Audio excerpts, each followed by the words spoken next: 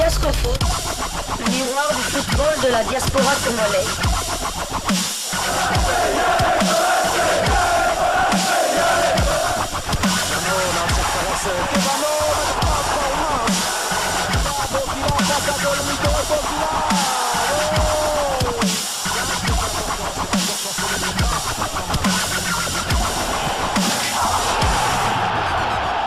Diascofoot, le miroir du football de la diaspora congolaise.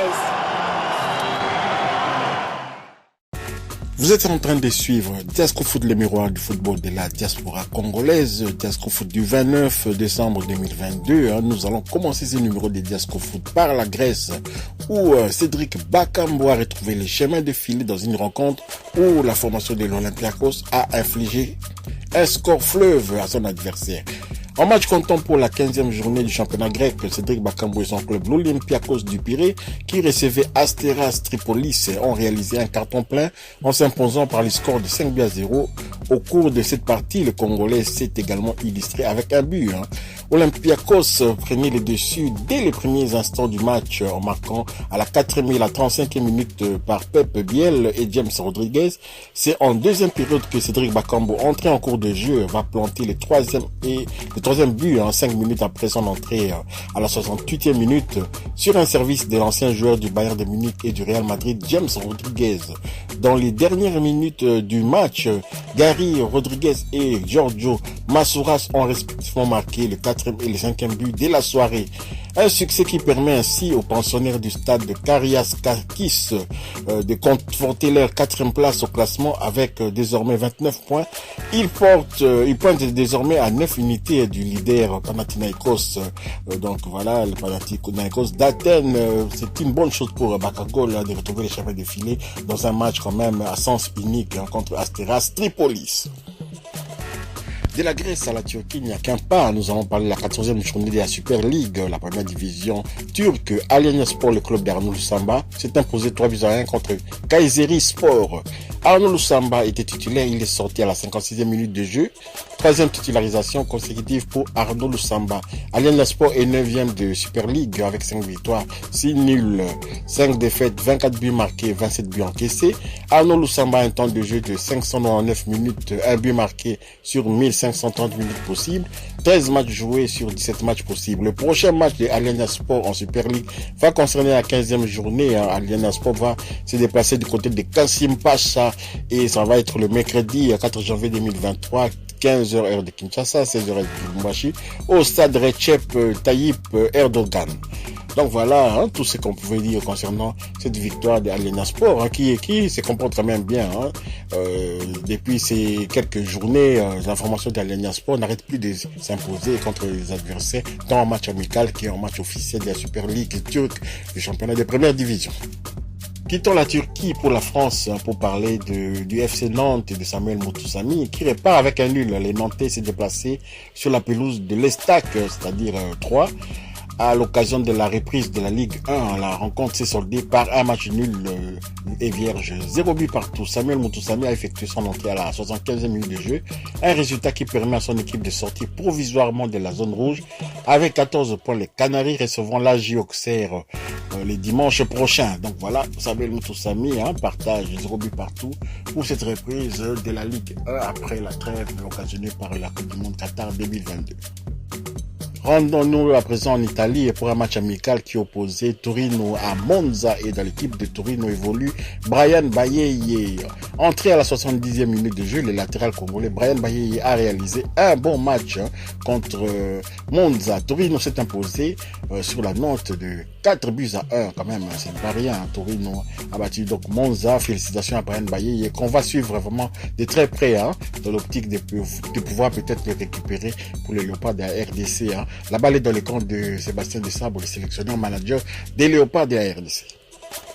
Toujours dans le cadre des matchs amicaux, quittons l'Italie pour nous rendre du côté de Pays-Bas pour prendre des nouvelles de Arnaud Zayadio et le FC Emmen qui a été chicoté par le Feyenoord de Rotterdam. L'ancien Titi parisien Arnaud Zayadio et le FC Emmen ont été corrigés sérieusement par Feyenoord de Rotterdam. 5-0. L'arrière droit congolais Arnaud Zayadio est entré en jeu à la 88e minute lorsque les carottes étaient largement cuites et Anthony Milambo du côté de Feyenoord est resté sur le banc de touche. Donc voilà, il n'a pas participé à cette rencontre. Arnaud Zayadio, courage quand même. Bon, c'est toujours bien de prendre de l'expérience après une raclée pareille infligée par le Feyenoord de Rotterdam. Ce n'est pas en restant dans des petits clubs parisiens qu'on va pouvoir accentuer l'expérience du haut niveau.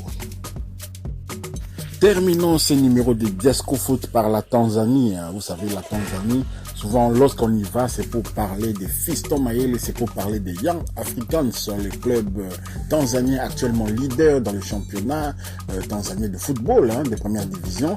Et oui, effectivement, nous allons parler des Fiston Mayele, mais en ce qui concerne le mercato, parce que Fiston Mayele est en train d'affoler les mercato du côté surtout de l'Afrique du Nord. La formation de la Renaissance de Berkane et Al Hilal Omdurman du Soudan sont en lice pour pouvoir s'attirer les services sans délai de cet attaquant avant même le début du mercato. Al Hilal Omdurman, vous le savez, c'est le nouveau club de Florent Ibenge Ikwangé, et la formation de la Renaissance sportive de Berkane, c'est l'ancien club de Florent Ibenge justement. Donc voilà, la Renaissance de Berkane et Al Hilal Omdurman serrés dans une bataille pour s'emparer de Fiston Mayele.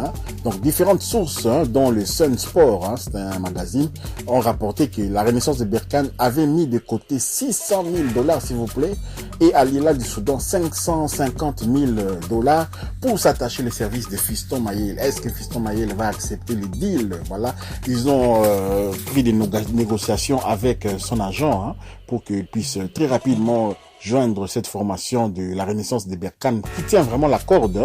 Et donc Fiston Mayele est recherché par le club de la Renaissance sportive de Berkane qui a commencé à convaincre les managers de la Star de rompre ou racheter son contrat, les restes du contrat qu'il devait encore à cette formation de Young Africans, puis de lui verser une somme de $550,000 s'il accepte de rompre son contrat avec Young Africans afin qu'il puisse atterrir rapidement au Maroc, parce que la formation de la Renaissance sportive de Berkane est en grande difficulté actuellement dans le championnat de la Botola League, la première ligue marocaine. Donc voilà, la formation de Berkane veut Fiston Mayele sans délai, et donc nous sommes un peu curieux de voir, parce qu'il va jouer quand même, il est sur la scène africaine. Est-ce qu'il va accepter d'aller dans un club un peu moyen, un club qui est en difficulté?